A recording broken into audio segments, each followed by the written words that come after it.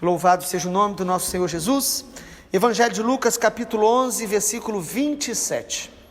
Aconteceu que, ao dizer Jesus estas palavras, uma mulher que estava no meio da multidão disse a ele, erguendo a voz: bem-aventurado o ventre que concebeu você e os seios que o amamentaram.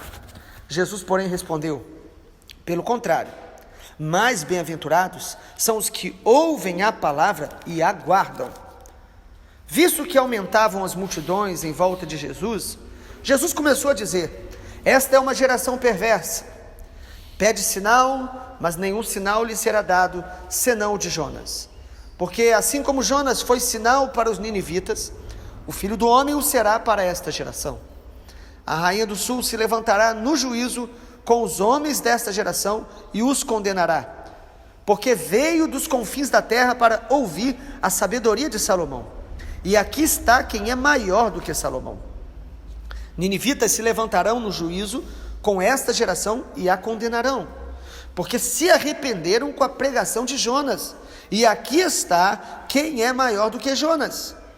Ninguém, depois de acender uma lâmpada, coloca num lugar escondido, nem debaixo de um cesto, mas num lugar em que ilumina bem, a fim de que os que entram vejam a luz. Os olhos são a lâmpada do corpo. Se os seus olhos forem bons, todo o seu corpo será cheio de luz. Mas se forem maus, o seu corpo ficará em trevas.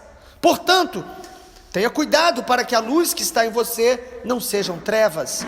Pois se todo o seu corpo for luminoso, sem ter qualquer parte em trevas, será todo resplandecente, como a lamparina quando ilumina você em plena luz. Ao falar Jesus essas palavras, um fariseu o convidou para uma refeição na sua casa. Entrando na casa, Jesus tomou lugar à mesa. O fariseu admirou-se ao ver que Jesus não tinha lavado as mãos antes de comer.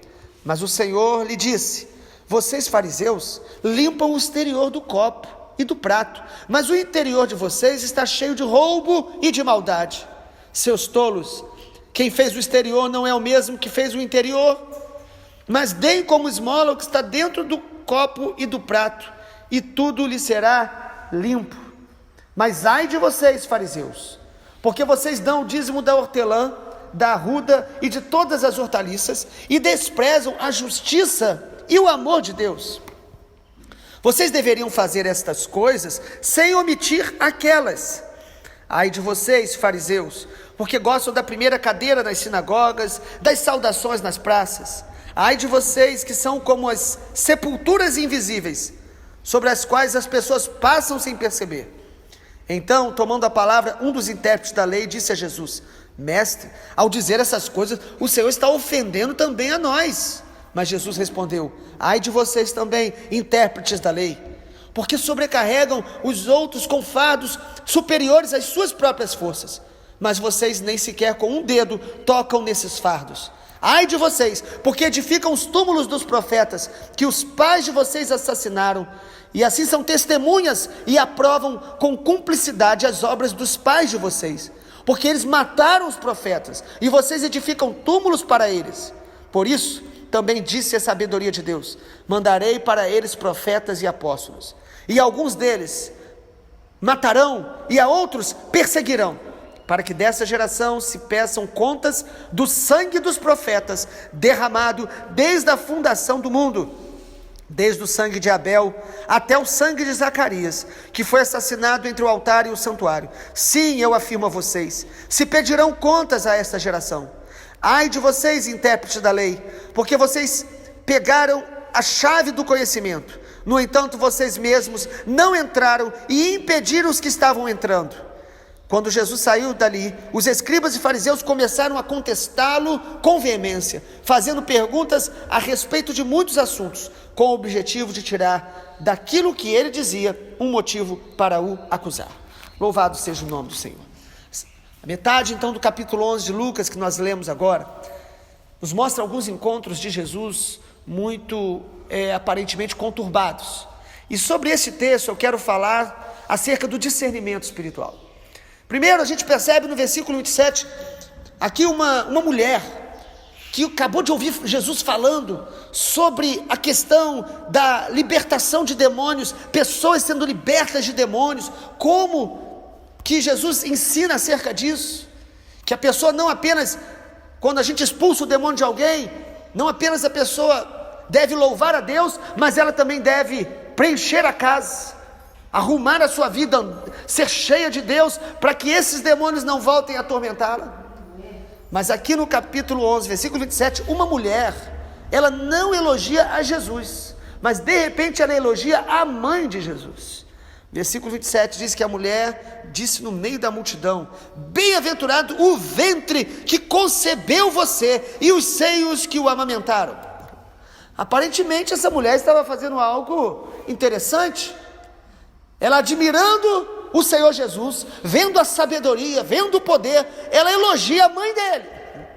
E se Jesus quisesse nos ensinar alguma coisa acerca de louvar, orar ou qualquer outra coisa a Maria, essa seria a grande oportunidade. Mas pelo contrário, o nosso Senhor Jesus traz o discernimento espiritual correto.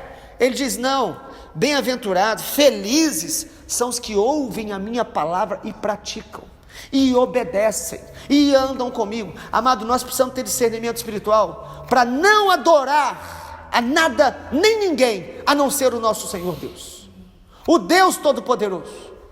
A idolatria é uma perda total do discernimento espiritual, e a idolatria não se resume apenas a imagens de escultura, que a Bíblia claramente reprova, mas há pessoas que idolatram o seu próprio ego, a sua própria vontade. A Bíblia fala sobre pessoas que o seu ventre é o seu próprio Deus. A Bíblia diz que aquele que ama o dinheiro, se apega ao dinheiro, é infiel a Deus no dinheiro, é idólatra. O avarento é idólatra. O Senhor Jesus diz: não podemos servir, adorar a Deus e as riquezas ao mesmo tempo. Há muitas formas de idolatria. Você sabe qual é a maior forma de idolatria nesse tempo? O prazer. As pessoas idolatrando o entretenimento, idolatrando os seus próprios desejos. Isso é idolatria. Amado, nós precisamos ter discernimento espiritual, para não deixar nada ocupar o lugar que só o Senhor Jesus precisa ter em nossa vida. Amá-lo intensamente, obedecê-lo, porque adoração é obediência.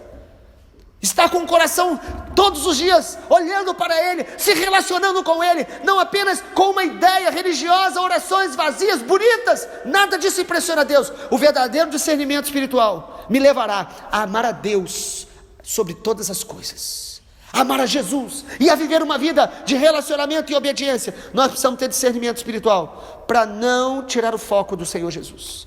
Em segundo lugar, perceba capítulo 11 de Lucas, do versículo 29 ao 32, diz que uma multidão começou a cercar Jesus. Era o momento de Jesus fazer um grande culto, uma grande concentração, já que tantas pessoas estavam atrás dele. Mas Jesus aqui, ele nos mostra que não se impressiona com a multidão. E Jesus aqui, aproveitando esse momento, começa a dizer de maneira muito clara. Olha o que o versículo 29 diz: esta é uma geração perversa, porque pede sinal, mas nenhum sinal lhe será dado senão de Jonas. Nós precisamos ter discernimento espiritual para compreender qual é a motivação que está nos levando a buscar a Deus. Quais são as nossas motivações? Havia uma multidão atrás de Jesus, mas a multidão queria um sinal, queria algo sobrenatural. A multidão não queria realmente relacionamento, amor, devoção, rendição a Jesus. A multidão queria milagre. A multidão queria ver alguma coisa espetacular. O tempo todo estava ali, mas a motivação estava errada. Nós podemos fazer muitas coisas bonitas, boas obras. Podemos assistir os vídeos e as mensagens mais incríveis pela internet, mas a motivação do nosso coração é apenas agradar a nós mesmos, é apenas buscar algum sinal espetacular para que as nossas emoções sejam despertadas. Amado, a nossa motivação de se aproximar de Jesus deve ser conhecê-lo, amá-lo, obedecê-lo e ser cada dia mais semelhante a Ele. A nossa motivação deve ser de se relacionar com Ele por quem Ele é e não pelo que Ele faz. Nós devemos amá-lo porque Ele é Deus, porque Ele é o Senhor. Nós devemos amar a pessoa de Deus e não apenas o poder de Deus. Nós cremos no poder de Deus, mas há pessoas que elas querem mais os sinais do que o relacionamento, a intimidade, a transformação do caráter que Deus quer fazer em nós. Sabe, amado, há muitas pessoas atrás de bênçãos e as multidões correm atrás delas, mas Deus vai nos dar discernimento se nós tivermos um coração humilde. Jesus diz o seguinte: não darei nenhum sinal a essa geração a não ser o de Jonas. Que sinal é esse? Jonas ficou 3 dias pregando para Nínive. É só ler lá no Antigo Testamento, no livro de Jonas. E Jesus aqui diz que somente seria dado o sinal de Jonas, falando acerca da morte de Jesus. Jesus morreu e ficou 3 dias sepultado. No 3º dia ele ressuscitou.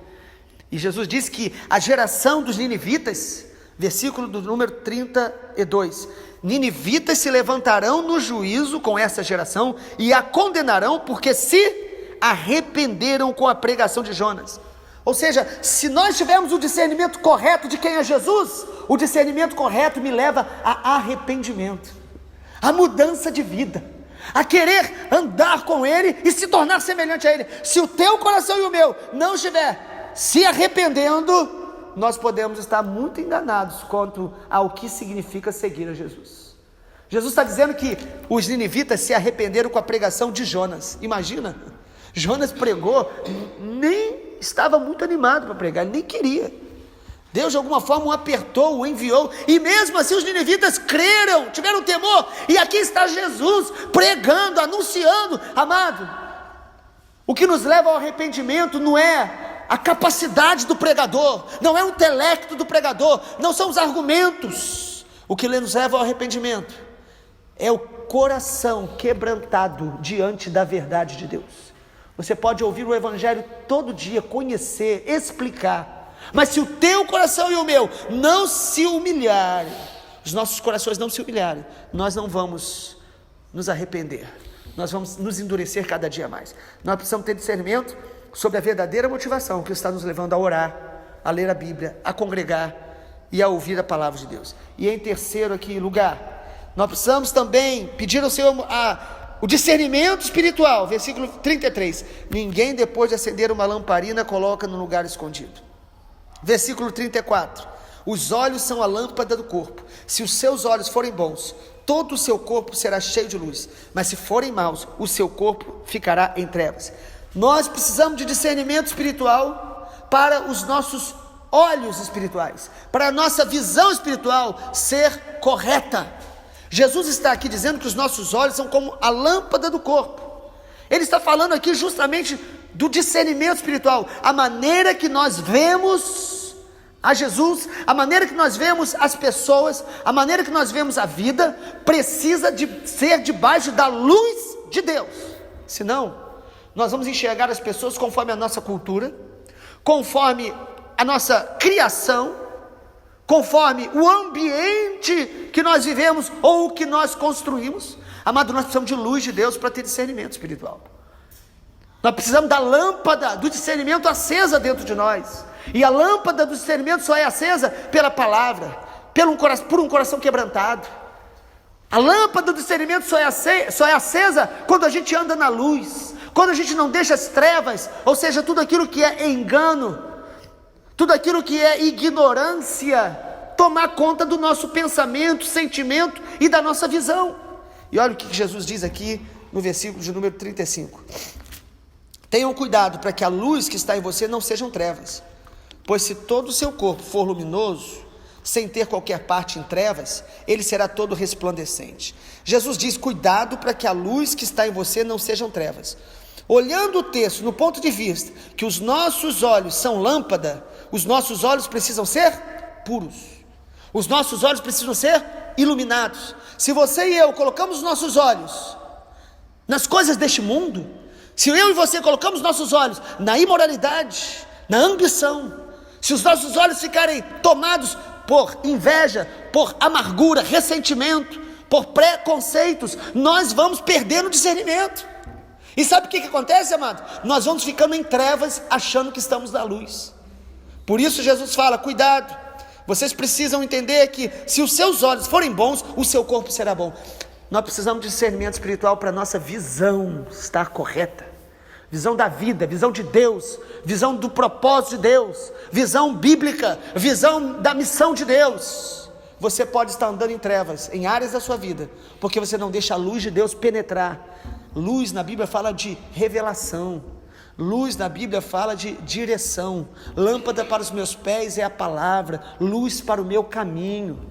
Luz na Bíblia fala de entendimento. Deus quer nos dar discernimento, amado. O dom mais importante dessa geração para ser restaurado sobre a igreja do Senhor é o dom do discernimento espiritual.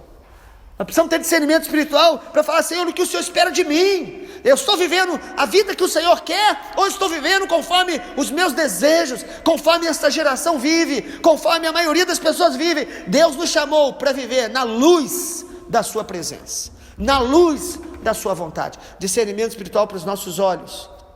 E em último lugar aqui, versículo 37 até o 54, trecho maior de Lucas 11, o Senhor Jesus está num confronto direto com os religiosos do seu tempo. Primeiro diz aqui que quando Jesus acabou de falar essas palavras, um fariseu convidou para uma refeição na sua casa. Temos falado aqui, quando lemos sobre os fariseus, como que eles eram um partido dentro do judaísmo, um grupo que era mais severo no sentido de ler e tentar ensinar as pessoas as leis de maneira rígida. Quem olhasse os fariseus diziam: esses aí são os ortodoxos ou ultra-ortodoxos. E Jesus aqui vai à casa dele. Jesus não tem problema com isso. Ele vai, toma lugar à mesa. No versículo 38, o fariseu ficou admirado porque Jesus não tinha lavado suas mãos antes de comer.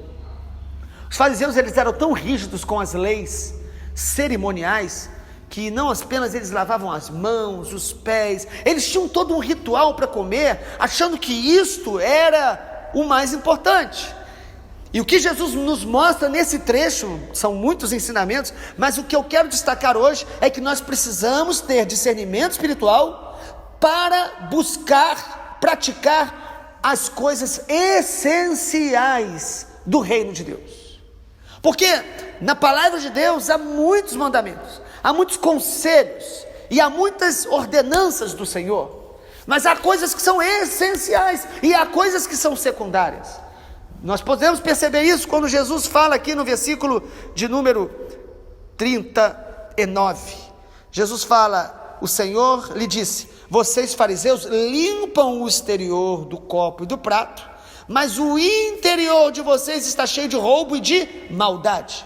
Sabe, amado, a religiosidade, a gente usa essa expressão para falar da tendência do coração humano, de todos nós, de construir um sistema de leis, de regras, de normas, que a gente considera mais importante para a verdadeira devoção a Deus. A religiosidade geralmente leva o homem a valorizar mais as coisas exteriores do que as coisas interiores.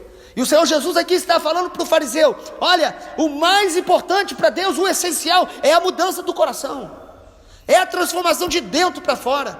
Quantas vezes a gente olha alguém e pela aparência a julgamos, consideramos que alguém que está mais arrumado, mais formal, a gente considera essa pessoa muitas vezes mais espiritual, mais importante, e para Deus nada disso tem importância. As coisas externas, é até bom, a Bíblia até ensina, nós nos vestimos de maneira decente, de maneira, com a nossa higiene em dia, tudo isso é importante, mas Deus vê o coração. Você pode estar por fora extremamente cuidadoso e aparentemente muito bom, mas por dentro está podre, morto, está podre, está longe de Deus. Você pode estar nos púlpitos, você pode estar nas igrejas, você pode estar nos templos e com as melhores roupas, e alguns vestem as melhores roupas para dizer: estou fazendo isso para Deus, mas Deus vê o teu coração e o meu. O que adianta estarmos tão belos por fora e por dentro tão vazios, sem intimidade com Deus, sem amor, sem compaixão? Amado, nós precisamos de discernimento espiritual para compreender o que é essencial para Deus. Buscai em primeiro lugar o reino de Deus e a sua justiça. As coisas exteriores têm o seu valor, mas Deus vê o coração do homem. Deus busca corações inteiros. O Senhor Jesus fala, citando Isaías, que a geração dele louvava a Deus com os lábios, mas o coração estava distante. O que é mais importante para Deus? Você cantar bem, você fazer muitas coisas, você praticar boas obras, ou um coração quebrantado, humilde, um coração que ama, que perdoa, um caráter santificado por Deus, que tem temor de Deus. Amado, o exterior não impressiona Deus. Deus, ele não se impressiona com a forma, ele se impressiona com o conteúdo. Deus não se impressiona com a aparência, Deus busca a essência, e a essência tem que estar dentro da gente. O debate com os fariseus continuam. Jesus fala no versículo 39 que eles limpavam o exterior, mas o interior estava cheio de roubo e maldade. Ou seja, a intenção e a motivação deles estava corrompida. Você e eu podemos praticar coisas boas aparentemente, mas a motivação está deturpada em tudo, inclusive orar. Podemos orar, podemos fazer coisas para ser vistos pelos homens, buscando reconhecimento, buscando aplausos, buscando elogios. E aí, amado, Jesus diz no versículo de número 41: deem como esmola o que está dentro do copo e do prato, e tudo será limpo. Mas ai de vocês, fariseus, porque vocês dão dízimo, mas desprezam a justiça e o amor de Deus. E algumas pessoas leem esse texto e dizem, viu, o dízimo não é importante. Não, o que Jesus está dizendo é que o amor é mais importante. Ou seja, o dízimo não vai compensar a falta de amor. O dízimo não compra o favor de Deus e não aprova as minhas demais atitudes que às vezes eu tenho e digo, mas eu sou dizimista. Jesus fala, o que adianta vocês serem dizimistas e não praticarem a justiça e o amor? Mas logo no versículo 42 Jesus diz, vocês deveriam fazer estas coisas sem omitir aquelas. Jesus está querendo dizer o seguinte, você deve ser dizimista, mas você deve praticar o amor, a justiça, a solidariedade, a compaixão pelo próximo, porque Deus, ele vê o nosso coração. Amado, já estou partindo para a conclusão. No versículo de número 43, Jesus é muito duro. Ele diz, ai de vocês, fariseus, porque vocês gostam das primeiras cadeiras nas sinagogas, vocês gostam de ser reconhecidos pelas pessoas. Versículo 44, ai de vocês, vocês são como sepulcros ou sepulturas invisíveis, as pessoas passam sem perceber. Jesus é duro com o religioso, não porque Jesus não os ama, porque Jesus quer libertá-los, Jesus quer trazer arrependimento. Amado, as palavras duras de Jesus sobre nós não é para nos envergonhar, é para nos despertar, é para trazer mudança ao nosso coração, é para tirar a gente de todo nível de engano. E todos nós temos que lutar contra essa tendência da religiosidade apenas da aparência. E aí, no versículo 45, um intérprete da lei diz, mestre, o senhor está ofendendo a gente também. Os intérpretes da lei, os teólogos da época, conhecedores de Bíblia, não pense você que eram ignorantes, eles conheciam detalhes da lei. E Jesus fala, ai de vocês também, intérpretes da lei, porque vocês sobrecarregam os outros com fardos superiores às suas forças, e vocês nem sequer com um dedo tocam nesses fardos. A religiosidade nos faz cobrar e acusar o outro de coisas que nós mesmos não praticamos. A gente joga culpa sobre as pessoas. Nós temos que vigiar muito. O evangelho, ele não traz culpa, ele traz arrependimento. Ele mostra o pecado, mas ele mostra a graça de Deus que transforma e liberta o pecador. Jesus está falando, vocês constroem argumentos, colocam fardos sobre as pessoas, mas vocês mesmos não carregam. E aí, amado, Jesus fala o seguinte, os pais de vocês também eram assim. Ou seja, a tendência da religiosidade. Jesus disse que os pais dessa geração de judeus tinham assassinado os profetas, mas depois edificaram túmulos. Às vezes a gente fica elogiando homens e mulheres de Deus da história, do passado, da Bíblia, mas se nós estivéssemos lá, nós não andaríamos com ele, nós não aprovaríamos a mensagem deles. Mas depois que eles morreram, a gente começa a dizer que eles eram grandes homens de Deus. Quantas vezes a gente só reconhece profetas depois que eles partem? Jesus está querendo dizer aqui o seguinte, vocês são iguais aos seus pais. Ou seja, todos nós precisamos discernir o que Deus está fazendo no presente e se comprometer com o mover de Deus no presente. Jesus está mostrando aqui que ele, Jesus, estava ali, estava pregando, ele era mais do que os profetas, e mesmo assim, aqueles religiosos, aqueles teólogos, não queriam andar, se render, se comprometer, não criam nele. Por quê? Por que não creram em Jesus? Porque a mensagem não era clara, porque o coração deles estava com dúvida? Não, nós não cremos em Jesus, porque nós queremos fazer a nossa própria vontade, porque nós não queremos perder o controle. E os fariseus e os religiosos, eles tentam manter o controle das coisas. Não cremos em Jesus porque amamos o mundo, amamos mais a nós mesmos. Amados, que o Senhor nos dê discernimento espiritual, para que a nossa motivação seja curada, a nossa visão, e a gente perceba o que Deus está fazendo hoje, e tenha comprometimento com Ele hoje. Jesus é o Senhor, que nós possamos pedir a Ele todos os dias luz, discernimento. Quem tem ouvidos ouça que o Espírito diz à igreja. Pai, a nossa oração nessa manhã é que a lâmpada do discernimento em nós seja acesa, renovada, o azeite do Teu Espírito flua em nossos corações, de tal maneira que sejamos como aquelas virgens sábias, que tem azeite e que mantém a lâmpada acesa. Senhor, nos dê mais discernimento do nosso próprio coração, dos enganos que muitas vezes nós permitimos que vão ocupando o nosso coração. Nos dê discernimento deste tempo, do que o Senhor está fazendo nesta geração, e que nós possamos estar comprometidos plenamente com o que o Senhor está fazendo, participando, cooperando com o Teu reino nesta geração. Nós oramos, Pai, no nome e para a glória do Senhor Jesus. Amém, Senhor, glória a Deus.